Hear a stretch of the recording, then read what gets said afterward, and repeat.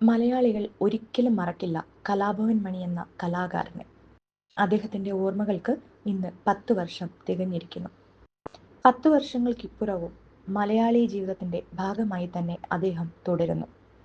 ബാക്കി വെച്ചുപോയ സിനിമകളിലൂടെയും പാട്ടുകളിലൂടെയും ഇപ്പോഴും മണി മലയാളിക്കൊപ്പം ജീവിക്കുന്നു.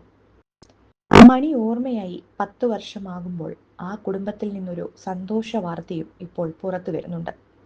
മണിയുടെ ഏറ്റവും വലിയ ആഗ്രഹമായിരുന്നു ഏക മകൾ ശ്രീലക്ഷ്മി ഡോക്ടറായി കാണണമെന്നത്.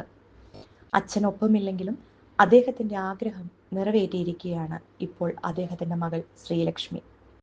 മണിയുടെ സഹോദരനായ ഡോക്ടർ RLV രാമകൃഷ്ണനാണ് മണിയുടെ മകൾ ഡോക്ടറായ വിവരം പങ്കുവച്ചത്.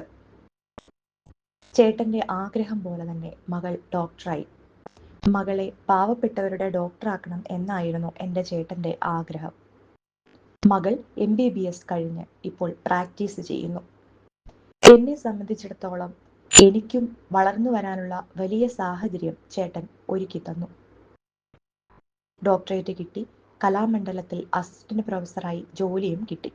ഇതൊക്കെ നമ്മൾ അദ്ദേഹത്തെ മനസ്സിൽ സൂക്ഷിച്ചുകൊണ്ട് അദ്ദേഹത്തിന്റെ ആഗ്രഹങ്ങളും ചിന്തകളും മനസ്സിൽ സൂക്ഷിച്ച് ഒട്ടും പതറാതെ മുന്നോട്ട് പോയതുകൊണ്ട് നേടിയതാണ്.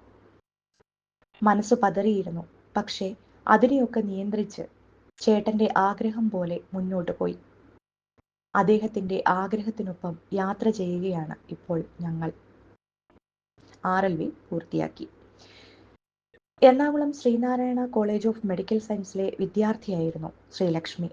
ഇപ്പോൾ അമ്മ നിമ്മിയോടൊപ്പം ചാലക്കുടിയിലെ മണികൂടാരത്തിലുണ്ട് മകൾ. മകളെ ഡോക്ടറാക്കണമെന്നും പാവപ്പെട്ടവർക്ക് സൗജന്യമായി ചികിത്സ നൽകണമെന്നുമാണ്